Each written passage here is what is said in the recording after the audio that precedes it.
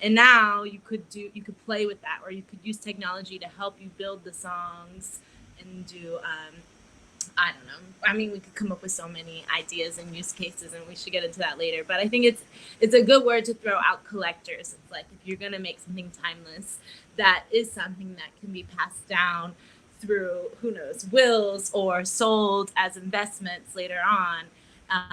That's a journey that your fans or collectors can become a part of with you. Yeah, I think that's spot on. I feel like, kind of just going back to that point, it's a little bit of a departure from this attention economy that we're so used to with Web 2, where it's so easy to create content, so easy to create sound, so easy to create music, but how do you create something that really resonates with someone and is a lasting piece of artwork? And everyone's going to judge the quality of art in their own way, and that's what makes art so special and personal. But it is a relationship that's different than we're used to with streaming or with social media, in the sense that people who collect your work are investors. They're there to support you. They're there holding your work, and as it grows in value, kind of riding your success with you. So that relationship is fundamentally shifted when it comes to a collector relationship versus someone who's just purely consuming music, and you're kind of designing content purely to grab as much attention as possible. So that kind of shift in psychology is really interesting as well. Yeah.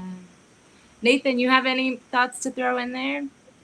Yeah, there's like 2 points that was really fascinating from what Ripley was saying from an NFT non-fungible token, which is something that can be replicated. And a lot of use cases, oh, I can right click and save. If I can access the song on streaming and things like that, why do I need to buy that? But the concept of token is really the ownership that validates you are the owner of that. Just as if you had bought a vinyl and you loan that vinyl to somebody else. So listen, you still the owner of that. The difference here is that when it's digital and it's on a blockchain, which is the ledger that store all this data and validate who is the owner, at what point a person acquired this ownership from whom. That share of data is literally live on the chain and it's on the internet forever.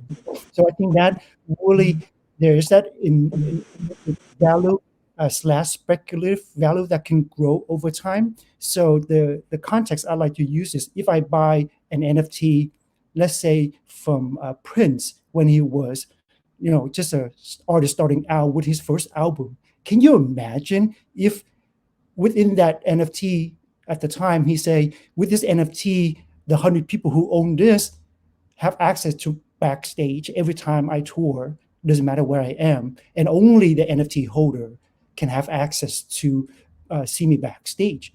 I would go insane. So as an artist, I think when you build your strategy around NFT, pick it back on what Eric said. Think of it as a piece of artwork that is collectible.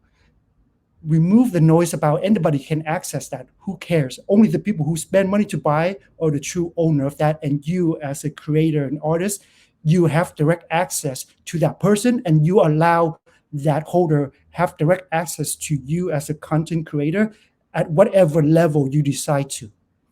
For example, you say this set of NFT holders for this song can only talk to me on Discord.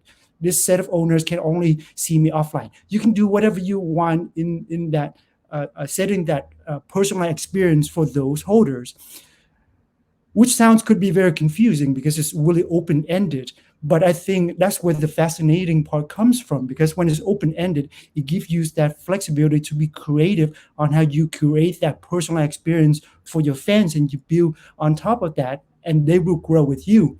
And the value of that NFT for those early holders will grow as the artists grow. The value of that will grow because those are your early supporters, just like anything, right? The OGs are really the special ones, right? If you really think about that. So I think a lot about that, and I always talk to artists and say, hey, think about personalizing the experience based on NFT, in addition just to selling them a digital property, but also build that friendship or fanship, as I like to call that. So those are like the 2 points that I really want to emphasize that artists can really think about, and remove all the other noise, because at the end of the day, the other stuff doesn't really matter, because it comes down to your fans and you having that direct access, right?